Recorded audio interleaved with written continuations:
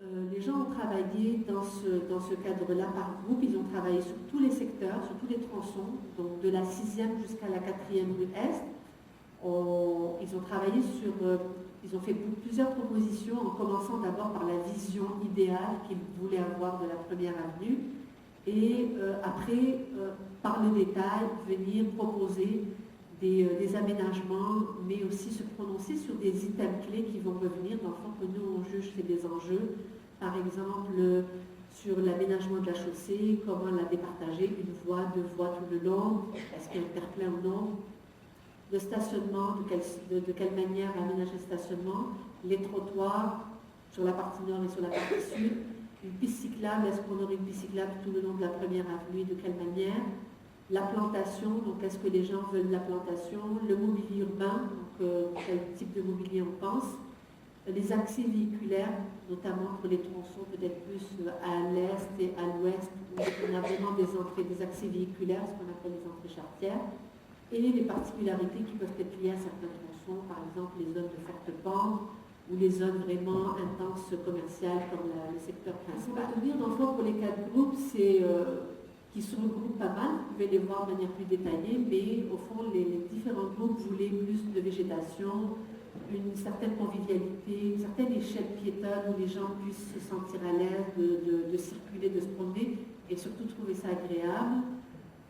Meilleure accessibilité au commerce, et adapté à tous les usagers, que ce soit les gens à mobilité réduite, que ce soit les personnes âgées, revoir un peu le stationnement, proposer peut-être des places publiques à certains endroits clés. En fait, même s'il y a des mots-clés qui diffèrent, la plupart des groupes s'en aller vers la même direction. Avoir une rue qui est adaptée à plusieurs par le premier tronçon en l'aménageant à l'aide d'un terre-plein central et puis d'avoir des avancées de trottoirs ou ce qu'on appelle des saillies, avoir aussi des intersections peut-être un peu plus surélevées, puis continuer à rapprocher des deux côtés pour une meilleure traverse plus sécuritaire des piétons, par exemple. Et aussi, il y avait les 2 intersections de la rue de la Ricana et Mercier aussi, c'était l'occasion aussi de venir faire aussi des marquages, des traitements particuliers, justement du mobilier urbain, qui viendraient signaler aussi la présence du pont, mais aussi l'accès à la partie qui est plus centrale de la première avenue, c'est-à-dire entre Mercier et la rue principale. Au niveau des intersections que vous voyez ici, c'était les intersections qui posent plus problème au niveau de la géométrie actuelle et au niveau du fonctionnement, au niveau de la circulation, parce qu'on a des mouvements moins sécuritaires qui consistent vraiment à faire des U-turns pour les gens qui veulent, parce que le virage n'est pas autorisé, donc les gens font des demi-tours pour reprendre le pont dans l'autre sens. Ici, on a proposé quand même un terre-plein qui viendrait empêcher le demi-tour, mais en même temps qui viendrait aussi marquer par un aménagement paysager intéressant la fin du tronçon puis l'accès au pont. Et ça, ce que je vous disais tantôt, c'est un petit peu l'ambiance qu'on pourrait aller chercher justement, avoir de la plantation, avoir un secteur qui est plus végétalisé dans ce coin-là, dans toute la partie du secteur. Ça permettrait d'avoir un espace plus important à aménager. C'était la face qui est exposée sud, donc elle reçoit plus de chaleur, qui en même temps, qui pourrait recevoir plus d'arbres à plus grand déploiement, qui pourraient plus survivre